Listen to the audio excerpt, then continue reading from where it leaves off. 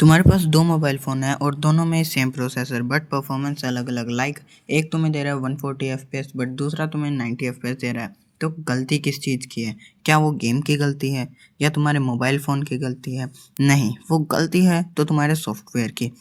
तुम एक फ़ोन ले रहे हो जो कि गेमिंग के लिए मना ही नहीं है, बट उसके अंदर तुम 120 एफपीएस पे गेमिंग करना चाहते हो, तो वो इम्पॉसिबल है। अगर उस सॉफ्टवेयर के अंदर ये रिटर्न है कि अगर गेम खेल रहे हैं एंड फ़ोन हीट करने लगा तो परफॉर्मेंस को लो कर दो, तो तुम उसके अंदर कभी भी 120 एफपीएस नहीं ले पाओगे। देखो, कंपनीज अपना सॉफ्टवेयर बनाती हैं ताकि फ़ोन स्टेबल रहे एंड तुम एक अच्छे एक्सपीरियंस से गुजरो। बट मोबाइल कंपनी वालों को इस चीज़ से फ़र्क पड़ता ही नहीं है कि परफॉर्मेंस घटिया हो रही है इनके सॉफ्टवेयर की वजह से। इनको अगर बैटरी लाइफ अच्छी रखनी है तो वो अपनी परफॉर्मेंस को गिरवा देते हैं।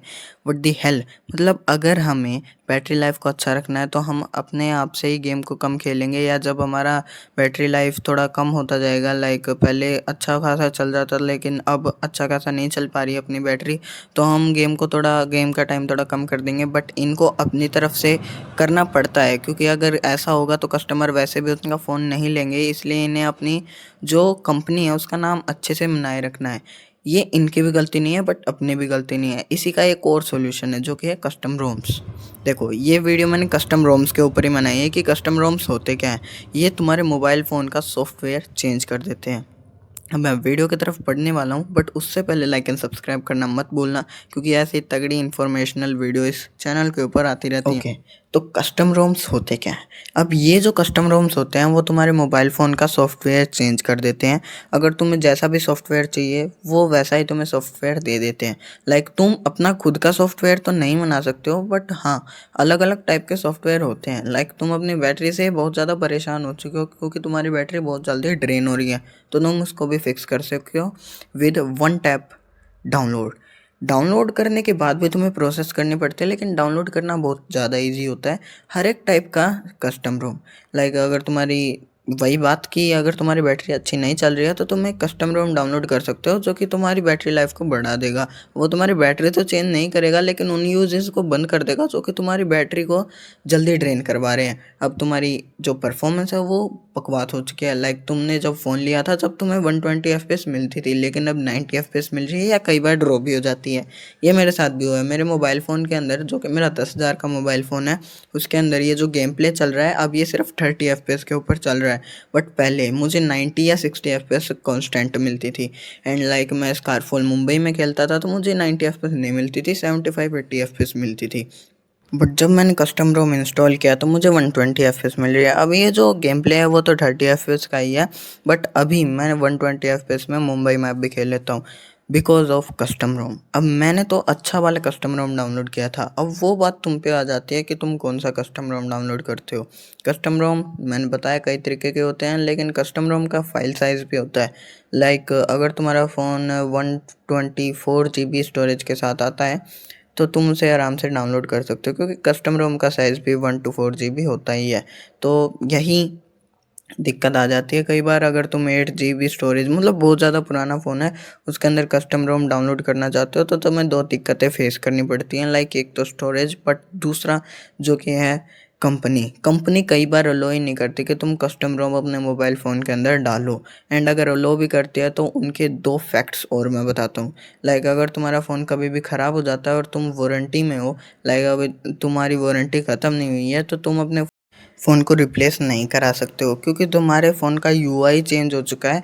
एंड ओएस ऑपरेटिंग सिस्टम तो अभी सॉफ्टवेयर जो होता है वो ऑपरेटिंग सिस्टम के अंदर ही होता है, तो ज़्यादा कंफ्यूज मत होना। हाँ, ये सिस्टम जो है ये बहुत ज़्यादा कॉम्प्लेक्स है, तो आई थिंक तुम्हें 75% ही पार्ट समझ में आ रहा होगा।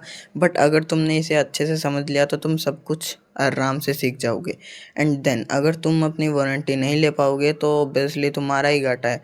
एंड अगर तुम्हारा मोबाइल फ़ोन सपोर्ट नहीं करता, मेरे पास वीवो का फ़ोन है, बट वीवो वाले अगर मुझे ये सपोर्ट नहीं कर रहे कि तुम अपने मोबाइल फ़ोन के अंदर कस्टम रोम्स डालो, तो मेरा फ़ोन डेड भी हो सकता है। और अगर तुम्हारे मोबाइल फ़ोन के अंदर बैटरी कम है ना, तो तुम्हारा फ़ोन लिटरली में डेड हो सकता है कि तुम अगर कस्टम रोम्स को इंस्टॉल कर रहे हो और बीच में अगर तुम्हारा फ़ोन बंद हो जाए तो तुम्हारा फ़ोन गया। तो तुम उन्हीं मोबाइल फ़ोन के अंदर अपना कस्टम रोम डाउनलोड करना जो कि थोड़े पुराने हो चुके हैं और उसे तुम यूज़ नहीं कर रहे हो।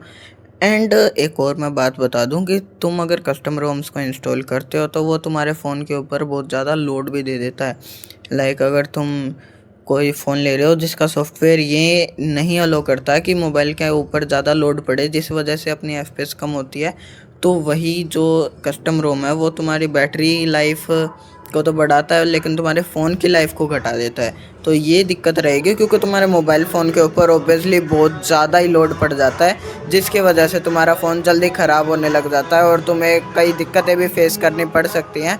एंड तुम्हारे मोबाइल के अंदर जो दिक्कतें ग्लिचेस हैं वो और भी ज़्यादा बढ़ सकते हैं।